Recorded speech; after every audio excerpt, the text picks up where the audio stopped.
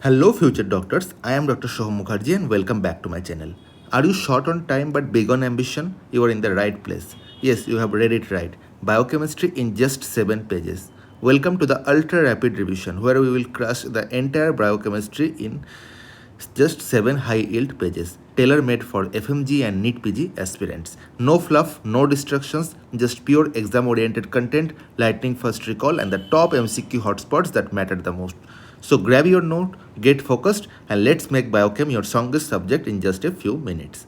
Also, don't forget to like, subscribe the channel, and share it with your friends. If you want the PDF, the link is given in the comment box. Also, you can join my Telegram group for the latest updates. The link for that is also given in the comment box. So let's start the video. Our first topic will be glycogen storage disorders.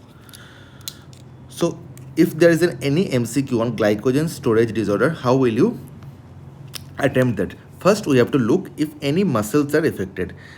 Muscles are affected means if there is any decreased tone, or in the question it is said that the child is having exercise intolerance, gets easily tired after doing exercise, so that means the muscles are affected. Okay, so if the muscles are affected, if the answer is yes, we have to rule out two diseases, which is type 1, that is von Gehr case, and it is due to the G6 phosphatase deficiency, or type 6, that is Hirsch disease, which is due to hepatic phosphorylase deficiency. So we have to rule out these two things, because in these two things muscles are not affected. If muscles are affected, if your answer is yes, you have to rule out these two diseases.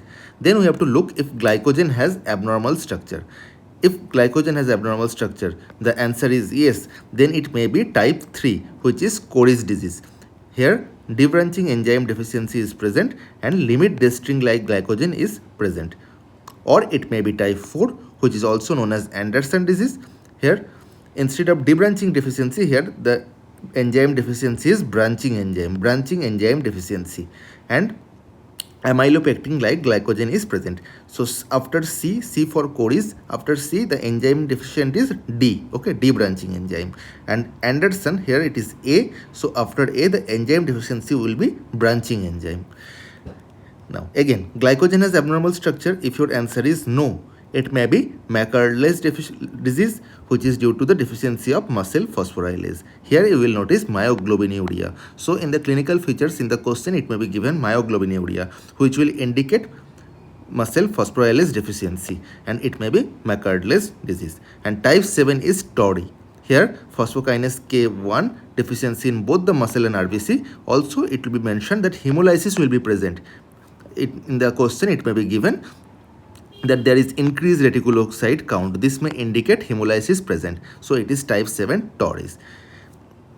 And if it is written that glycogen is present in the lysosomes, then it will be type 2, which is Pompe's disease, and the deficiency is in acid maltase deficiency. So these are the important glycogen storage disorders, and I have told you the tricks how to attempt the MCQs. Now our next topic is urea cycle disorders. So in urea cycle disorders, the question it will be mentioned that it is a newborn patient, it has hyperammonia or high glutamine in the blood. Okay, all the LFT, okay, liver function test, everything will be normal, but only the glutamine level will be high in the blood, and also along with that hyperammonia. So first thing we have to do is to check the citrulline level. So if the citrulline level is coming low, it means that this disease was previous to citrulline formation. So before this citrulline formation only there was some defect. Disease was happened previous to citrulline formation. Before this step only the disease has taken place. So what we have to do next, we have to check the orotic acid level. So if the orotic acid level is again low, it means that only ammonia is high. So it is due to low CPS, carbamyl phosphate synthase 1. So this disease is due to low CPS 1, and it may be type 1 hyperammonemia. So type 1 hyperammonemia is done. Now if the orotic acid level is coming high, that means that orotic acid is also high and ammonia is also high. So it may be due to ornithine transcarbamylase deficiency, and the disease may be type 2 hyperammonemia. Type 1 is done, type 2 is done. Now again, this was about the citrulline level coming low. If the citrulline level is coming high, then we have to check the arginosuccinate level. If the arginosuccinate level is also low, it means it is due to the arginosuccinate synthase deficiency. Okay, and the disease name is citrullemia. If the arginosuccinate level is high, it may be due to arginosuccinate lyase deficiency. Here, if it is low, it is due to arginosuccinate synthetase deficiency. If it is high, it is due to arginosuccinate lyase deficiency. And the disease name is arginosuccinate aciduria. Again, after checking the citrulline level, we are finding that there is high ornithine, high ammonia, and homocitrullemia. So there is triple H syndrome. High ornithine, high ammonia means hyperammonemia, and homocitrullinemia. So this is triple H syndrome, and it is due to ornithine translocase ORNT1 deficiency. So urea cycle disorders are completed. The main topics are completed. Now coming to hyperlipoproteinemia. So here there are three scenarios in hyperlipoproteinemia. The first one is the triglyceride levels are high, more than 1000. High triglycerides, high chylomicrons, and the cholesterol level is normal. So cholesterol level is normal, triglyceride is high. Along with that, in the question, clinical features are given: acute pancreatitis, milky plasma, like these clinical features are given. So what it may be the disease? It may be type 1 hyperlipoproteinemia, or it is also known as familial hyperchylomicronemia. So it is due to the lipoprotein lipase deficiency or ApoC2 deficiency.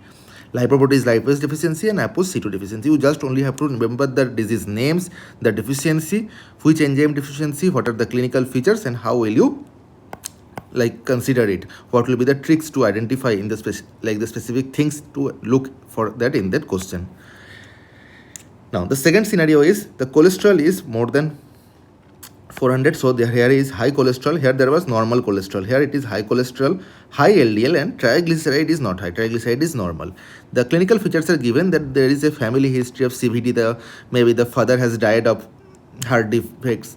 There is premature CVD in the newborn, or xanthoma Achilles tendon. I will show all these in the images later. Xanthoma Achilles tendon. So this disease may be type 2 or familial hypercholesteremia. Why familial? Because here it is given there is a family history of cardiovascular disease. So if family history is given, it may be type 2 or familial hypercholesteremia, and it is due to LDL receptor defect. Now the third scenario is accumulation of remnants of both VLDL and chylomicron. So if VLDL and chylomicron remnants are accumulated, and the clinical features given are Palmer-Crease xanthoma, it is a pathognomic feature, Palmer-Crease xanthoma, or broad beta band, beta and pre-beta on the electrophoresis. So there is broad beta band. Beta is the LDL, pre-beta is the VLDL. So between that there is broad beta band on doing electrophoresis. So the disease here may be type 3 or dis beta lipoproteinemia, okay, and it is due to ApoE2 expression. Now what are the investigations we have to do? So after doing the investigations, if there is normal HDL and absent LDL and VLDL in fasting plasma, okay, so if there is absent LDL and VLDL in fasting plasma and the HDL is normal, the clinical features given are baby is with fatty stool, low vitamin E, neurological clinical features, and acanthocytes are formed. Why acanthocytes are formed? Due to the deficiency of omega-3 and omega-6 in the RBC membrane. So here the disease may be A beta lipoproteinemia due to the MTTP deficiency. And if the HDL is not normal, if the HDL is coming low here, less than 10 mg per deciliter, it may be hypoalpha lipoproteinemia. So there are two diseases under this: Tangier's disease, which is caused by ABCA1 deficiency. Here you will notice orange tonsils, and the other one may be fish eye disease, in which VLDL will be high. Along with low HDL, VLDL will be high, and it is caused by partial deficiency of lecithin cholesterol acyltransferase LCAT. Here the clinical features noted will be corneal opacification at the limbus and hemolytic anemia. Okay, so let's see the images. So as I told you, here in the type 1 hyperlipoproteinemia, we will find milky plasma. So this is milky plasma, which is noted in type 1 hyperlipoproteinemia. Type 2, I told you, we will find tendon Achilles xanthoma in the tendon Achilles. So there you can notice that there are xanthoma. Type 3, we have studied that there will be Palmer-Crease xanthoma clinical features. So in this image you can see that there are xanthoma in the Palmer-Crease. And Tangier's disease, here Tangier's disease, I told you there will be orange tonsils. It is caused by ABCA1 deficiency. Here you can find there are orange tonsils. Here, this is the orange tonsils. And fish eye disease, there is told you corneal opacification at the limbus. Limbus is the junction of the cornea and the sclera. This junction, here you can find there is corneal opacification. White color opacification is there. Also, hemolytic anemia can be noticed in fish eye disease. It is caused due to partial deficiency of lecithin cholesterol acyl transferase. LCAT is the short form. Due to the partial deficiency of that, fish eye disease is occurring. So now our next topic is lysosomal storage disorders. So for lysosomal storage disorders, what we have to look? We have to look for the accumulated material. So what material is accumulated, depending on that we can differentiate. So if the accumulated material is glycogen, so it can be glycogen storage disorder 2, which is Pompe's disease, and it is due to deficiency of acid maltase. Okay, and it is the only disease, Pompe's disease is the only disease in which we can give enzyme replacement therapy. So enzyme replacement therapy is available. If the accumulated material is mucopolysaccharidosis, so if the accumulated material is mucopolysaccharidosis, there can be two diseases, Hurler syndrome and Hunter syndrome. In Hurler, there is accumulation of heparin sulfate and dermatan sulfate, and it is due to idoronidase deficiency. Hurler is due to idoronidase deficiency. We can find corneal clouding. Whereas Hunter, again we can find heparin sulfate and dermatan sulfate accumulation, and the deficiency here will not be idoronidase, it is date. Idoronate 8, okay, not days, it is 8. In Hurler it is idoronidase, in Hunter it is idoronate sulfatase. And in Hurler we have found corneal clouding. In Hunter there is no corneal clouding. Corneal clouding will be absent. If the accumulated material is cholesterol esters, it will be Ullmann's disease, and it is due to deficiency of acid lipase. If the accumulated material is sphingolipids, so sphingolipids, if the accumulated material is of sphingolipids, it is again of 4 types. So we have to look for the accumulated material again. Sphingolipids. What type of sphingolipids are accumulated? If it is sphingomyelin, so sphingomyelin is the only phosphate containing sphingolipid. The clinical features given will be cherry red spot, hepatosplenomegaly, and on histopathology we will find that there are soap bubble foamy histiocytes. So histiocytes will be formed which will be soap bubble foamy in appearance. So the disease here will be Niemann-Pick disease. Niemann-Pick disease. It is due to the deficiency of sphingomyelinase. Here you can find it in the image. This one, here it is soap bubble foamy histiocytes are formed. Now, if the accumulated material is glucocerebrosides, so glucocerebrosides are glycolipids in the bone marrow. If it is formed, the clinical features will be bone pain or easy bruising, or it is due to pancytopenia, and in the pathology we will find there will be Gaucher cells which will give a crumpled tissue paper appearance. Here you can find it is looking like a folded or crumpled tissue paper appearance. The disease will be Gaucher disease, and it is due to deficiency of glucocerebrosides. It is a very, very important question. It is a high chance of coming in your exam. In the question it may be given that the cells are looking like crumpled tissue paper cytoplasm. So the disease will be Gaucher disease, and it is due to deficiency of glucocerebrosides. The next one is deposition of GM2 gangliosides. So if GM2 gangliosides are deposited, and the clinical feature given is again cherry red spot. The main feature here is cherry red spot. On ophthalmologic examination, we will find cherry red spot in the macula and no hepatosplenomegaly. In sphingomyelin, in the first one, there was cherry red spot plus hepatosplenomegaly. Okay, but here there is no hepatosplenomegaly, and on pathology, we will find onion skinning of the lysosomes. You can find it in the image. It is looking like an onion skin. Okay, lamellar appearance. So the disease here will be Tay-Sachs disease, and it is due to hexosaminidase A deficiency of hexosaminidase A. Now, if it is in the question, it is asked that the child is presenting with cherry red spot, don't mark sphingomyelin or Niemann-Pick disease. You have to mark Tay-Sachs disease, because the Tay-Sachs disease, the most important feature is cherry red spot. Okay, not in sphingomyelin. It is due to GM2 gangliosides. Now, if the deposition is ceramide trihexoside, it can be, the clinical features can be angiokeratoma, corneal ventriculata, and in the urine we will find proteinuria, and sediments deposited will be Mulberry cells or Maltese cross. Okay, the disease will be Fabry's disease, and it is due to deficiency of alpha galactosidase. Here you can find Mulberry cells, Mulberry looking cells. Okay, so it is due to Fabry's disease, is due to alpha galactosidase.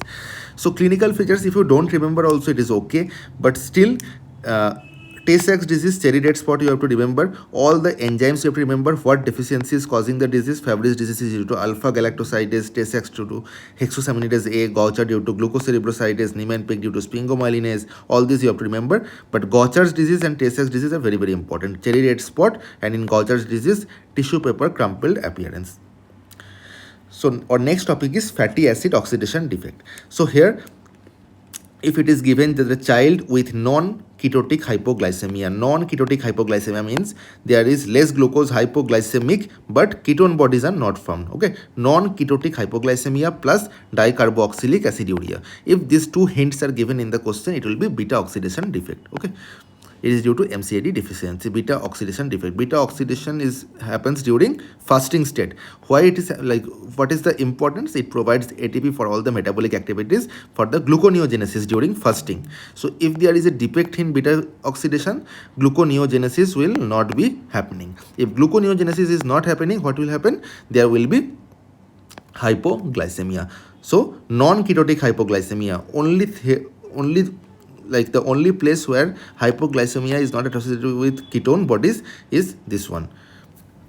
And omega oxidation will occur in the smooth endoplasmic reticulum in case of beta oxidation defects and generate dicarboxylic acids. Therefore, we will find dicarboxylic aciduria. Now, the second situation is the child with retinitis pigmentosa and anosmia, loss of sense of smell. Retinitis pigmentosa plus anosmia. Also, we will find that the serum phytanic acid is elevated serum phytanic acid. So, it may be adult Refsum disease, which is due to alpha oxidation defect and deficiency of phytanoyl-CoA hydroxylase. Therefore, phytanic acid is increased if there is accumulation of very low chain fatty acid in the tissues. So accumulation of very low chain fatty acids, it is a very, very important question, very, very important topic. It is Zellweger syndrome. Zellweger syndrome is due to cerebrohepatorenal syndrome. It is also known as cerebrohepatorenal syndrome, and it is due to very low chain fatty acid deposition accumulation in the tissues. It is known as Zellweger syndrome. And defective beta oxidation is due to the absent paroxysms. Due to absent paroxysms, there is defective beta oxidation in Zellweger syndrome. Now coming to our next topic, which is amino acids. So amino acids, the main one is tryptophan. Tryptophan absorbs light at 280 nanometer, and the products are niacin, serotonin, melatonin. What is the function of melatonin? It maintains our sleep-wake cycle. So the disease due to tryptophan is heart nerve disease. It is a disorder of tryptophan absorption from the intestine and excretion from the kidney. Okay, so tryptophan absorption is defective and also excretion is also defective. Disease name is heart nerve disease, and it was due to defective neutral amino acid transporter. The clinical features in tryptophan is pellagra-like dermatosis. The next one is tyrosine. The products are melanin, thyroid hormones, and catecholamine. The first disease is alkaptonuria, which is due to homogentic acid oxidase, and the second one is type 1 tyrosinemia, which is due to fumarate acetoacid hydrolase. Okay. The third one is glycine. The products are purines, heme, creatine, or glutathione. So these are formed from glycine, and glycine provides flexibility to human proteins. So to our human proteins, it provides flexibility. Histidine and glutamine, it will make histamine and GABA respectively. Histidine will make histamine, glutamine will make GABA. Our next topic is protein. So protein metabolism occurs in the liver, in the cytosol, and in the mitochondria. The pathway is known as the urea cycle or the ornithine cycle. The rate limiting step, you have to remember it, it is carbamyl phosphate synthase 1, CPS1. The first disease is phenylketonuria. What happens here? There is deficiency of the enzyme phenylalanine hydroxylase. If there is deficiency of the enzyme phenylalanine hydroxylase, there will be hypopigmentation of the skin, blonde hair, decrease in the intellectual capacity, IQ, microcephaly, short head, seizures, and mousy smell. Okay, mousy odor or smell in the urine. The next one is alkaptonuria or black urine disease. Here, there is deficiency of the enzyme homogentisate oxidase. On exposure to the air, urine will turn black in alkaptonuria. There are also features of ochronosis. Ochronosis features can be given in the question. What happens here? There are black connective tissue in the ear cartilage and the sclera. The third one is maple syrup urine disease. Here the urine will smell like a burnt sugar or maple syrup. It is due to branch ketone acid dehydrogenase deficiency. Okay, so all these deficiency, remember all the enzymes: phenylketonuria due to phenylalanine hydroxylase deficiency, alkaptonuria due to homogentisate oxidase deficiency, maple syrup urine disease due to branch chain ketoacid dehydrogenase deficiency. And the clinical features will be vomiting, poor feed, urine smell like maple syrup or burnt sugar. So the alkaptonuria, the main thing is on exposure to air, urine will turn black. Phenylketonuria, mousy smell. And maple syrup, urine smell like maple syrup or burnt sugar. So protein, this was the three main diseases. Now coming to nucleotides. Nucleotides, the main two diseases are Lesch-Nyhan syndrome. Lesch-Nyhan syndrome is due to defect in the deficiency in HGPRT. HGPRT, this enzyme is very, very important, and this question is also very important. Lesch-Nyhan syndrome. What you will notice? Self-mutilation. The child will be eating own self, eating the fingers like this. These hints will be given in the question. Or hyperuricemia, gout, decreased IQ, and red orange crystals in the urine. But the most important is self-mutilation. Gout, what you will notice? Hyperuricemia, and it is, there can be gouty arthritis, clinical features, and we will find monosodium urate crystals, needle shaped. Okay, so what crystals we will find in the gout? Monosodium urate crystals which are needle shaped. Now let's talk about uncouplers. What are uncouplers? Uncouplers are molecules that will disrupt the normal coupling between the ETC, electron transport chain, and the ATP synthesis in mitochondria. So in the mitochondria, normally what happens? There is coupling between the ETC and ATP synthesis. But uncouplers will disrupt this normal coupling, and it will lead to decrease in the ATP production while increasing the oxygen consumption and heat generation. The ATP production will decrease, but the oxygen consumption and heat generation will increase. So what are some of the physiological uncouplers which are already present in our body? Physiological means already present in our body. It is thermogenin, which is the brown fat, thyroxine hormone T4, and bilirubin. What are pathological uncouplers? 2,4-dinitrophenylhydrazine and aspirin. Others are also there, but these are the most common examples. Now coming to GLUT and SGLT. So these are transporters. GLUT1 is present in the brain, kidney, colon, placenta, and RBCs. You have to remember all these things, and the function is basal glucose uptake. GLUT2 is present in the liver sinusoid membrane, beta cells of pancreas, serosal side means the basolateral side of the intestine, basolateral membrane of the PCT in the kidney. In liver, its function is removal of excess glucose from the blood, and in pancreas, its function is regulation of insulin release. GLUT3 are present in neurons, placenta, and kidney. It has high affinity for glucose. GLUT4 is present in heart and skeletal muscle, and also adipose tissue. Its function is insulin dependent, not dependent on insulin, dependent on insulin dependent glucose uptake with the help of insulin uptake of glucose. GLUT5 is present in small intestine, testes, and sperm. It primarily acts as fructose transporter. GLUT6 is present in spleen, leukocytes, spleen and leukocytes, and there is no transporter function.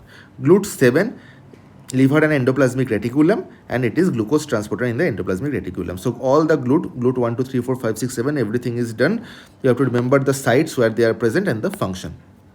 Mainly GLUT2 is very, very important. Okay, and coming to SGLT1, SGLT1 is present in intestine. Its function is absorption of glucose. SGLT2 is present in the kidney, proximal convoluted tubule, and its function is reabsorption of glucose.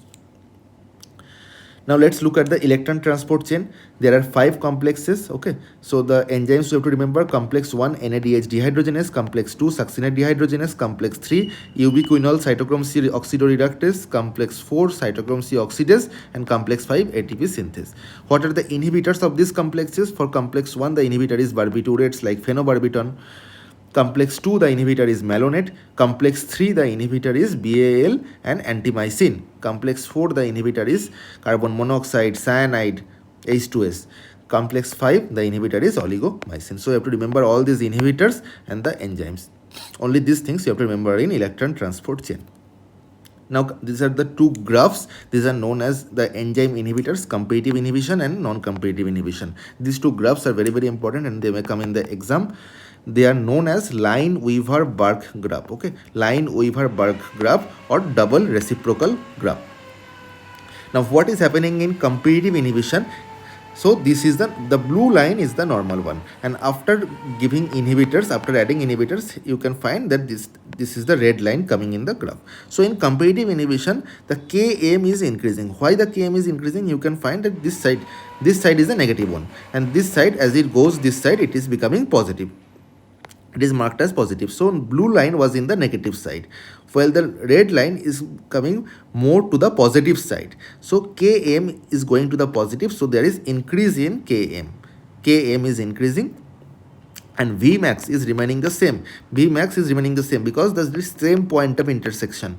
The normal one also and the with inhibitor one also is intersecting at the same point of Vmax. So therefore Vmax is same. And here it is non-competitive inhibition. Here you can find that there is decrease in the Vmax and the Km is same. So the opposite, Km is same and Vmax is decreasing. So these two graphs you have to remember for your exam. Now our last topic will be vitamins and minerals. So vitamins, what happens in the vitamin toxicities? So for niacin toxicity, we will find the clinical features like cutaneous flushing, acute liver failure, maculopathies, glucose intolerance, and hyperuricemia. For pyridoxine or vitamin B6 toxicity, means excess, if excess is given, not deficiency, these are toxicities. So if pyridoxine or vitamin B6 toxicity, we will find sensory neuropathies. If vitamin A toxicity, we will find pseudomotor cerebri, bony exostosis or hyperostosis, and hypertriglyceridemia. If vitamin E toxicity, we will find pro-oxidant effect, impaired platelet aggregation, and necrotizing enterocolitis. If vitamin K, we will find hemolysis, and vitamin K will bind with the SH group of glutathione and deplete it. Therefore, there will be, since it binds with the glutathione and deplete it, there will be hemolysis present for vitamin K. Now, vitamins are divided into fat-soluble vitamins and water-soluble vitamins. So, for fat-soluble vitamins, the vitamins are A, D, E, and K. These are the fat-soluble vitamins, as you all know. So, if there is deficiency of vitamin A, the ocular clinical features will be night blindness, bite spots, xerophthalmia. You can find it in the image. There is a foamy appearance on the sclera. This is the bite spot. Image may come and ask which vitamin deficiency. So it is vitamin A deficiency. The extraocular manifestations will be phrenoderma or follicular hyperkeratosis. This image is phrenoderma or follicular hyperkeratosis. On the elbow portion you can find that. Vitamin E deficiency will result in spinocerebellar ataxia and hemolytic anemia. Vitamin K will result in hemorrhagic disease of the newborn. So after the birth of the baby, it is recommended to give vitamin K injection. Vitamin K is of three types: K1 phyloquinone, K2 menaquinone, and K3 menadione. The test for vitamin K will be prolonged prothrombin time, 9 to 11 seconds. So you have to calculate the prothrombin time. Vitamin D deficiency, vitamin D is of three types: D1 calciferol, D2 argocalciferol, D3 cholecalciferol. So if there is vitamin D deficiency, it will result in rickets in children and osteomalacia in adults. Fat-soluble vitamins are done. Now coming to the water-soluble vitamins. So water-soluble vitamins, the first one is vitamin B1, which is also known as thiamine. Thiamine is deficiency is most common in alcoholics. They can cause beriberi disease, dry and wet beriberi, and Wernicke-Korsakoff syndrome. Wernicke-Korsakoff syndrome. They can cause lactic acidosis and thiamine-responsive megaloblastic anemia due to defect in transketolase. Now vitamin B2 deficiency, vitamin B2 is also known as riboflavin. We will notice a triad. Okay, what triad we will notice in vitamin B2 deficiency? Angular stomatitis. Angular stomatitis, you can find it in the image. This is angular stomatitis, is the angle of the mouth.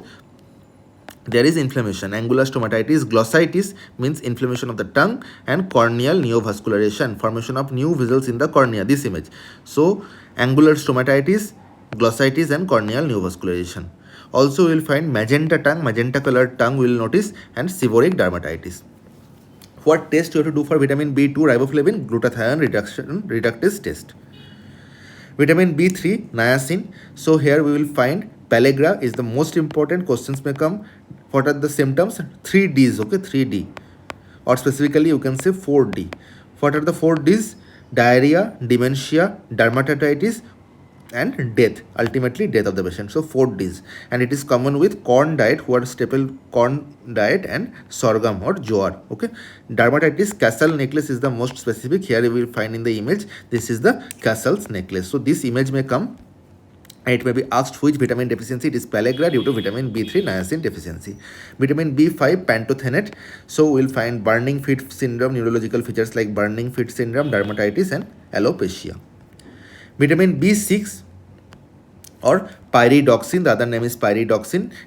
Deficiency can cause peripheral neuropathy, neonatal convulsions, microcytic hypochromic or X-linked sideroblastic anemia, homocystinuria, oxaluria, and it will increase the risk of kidney stones. The test we will do for vitamin B6 is tryptophan load test. And high dose pyridoxine can be given in carpal tunnel syndrome, schizophrenia, diabetic nephropathy, hyperemesis gravidarum, which is the morning sickness of pregnancy, and premenstrual syndrome. Vitamin B7, which is also known as biotin, can cause Lainer's disease, which is a severe form of seborrheic dermatitis in infants. Here you can find in the image, full body there is seborrheic dermatitis. Okay. Here you can find in the image seborrheic dermatitis. It is known as Lainer's disease. And we can also find alopecia. Alopecia is due to raw egg whites. In the raw egg white, those people who eat a lot of egg whites, okay, there is avidin present in the egg whites, and avidin in the egg white binds with biotin and causes its deficiency. So there is alopecia. Vitamin B12, cobalamin, it can cause megaloblastic anemia, peripheral neuropathy, dementia. Dementia is most importantly caused by vitamin B12 more than folate. Okay, folate deficiency can also cause dementia, but vitamin B12 is most important. Vitamin BC is ascorbic acid. It is an important antioxidant. It helps in iron absorption and helps in the post-translational modification of collagen. Its deficiency can lead to scurvy. All of you know scurvy is very common. So swollen gums, poor wound healing, and easy bruising, petechiae, these are all the features of scurvy. Now coming to the minerals, with this we will end our topic. So minerals, what are the important minerals? Cobalt, it is a constituent of vitamin B12, and its deficiency can cause macrocytic anemia. Selenium, it is a cofactor for glutathione peroxidase and deiodinase. Its deficiency can cause Cushing's disease. Cardiomyopathy can be noticed. Also, there can be heart failure. Molybdenum, it is a cofactor for xanthine oxidase. It can cause xanthinuria and neurological abnormalities. Iodine, it helps in thyroid hormone synthesis. Its deficiency can cause cretinism and thyroid enlargement. Fluoride, it is a constituent of bone and teeth. Its deficiency can cause dental caries. And zinc is very, very important. So zinc deficiency can cause growth retardation, taste and smell, alopecia, dermatitis, diarrhea, and impaired wound healing. So here you can find, due to zinc deficiency, it is known as, this is the dermatitis, these both are the dermatitis. This is known as acrodermatitis enteropathica. So these images can come in the exam and asked what deficiency is it. So it is zinc deficiency.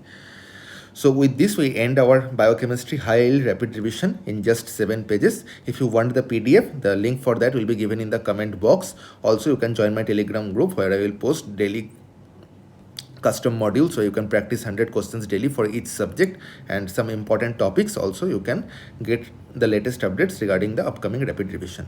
If you have any queries, you can mention down in the comment box, and you can reach out to me on Instagram. This is my Instagram ID. You can message me there. Thank you. Have a good day. All the best for exam.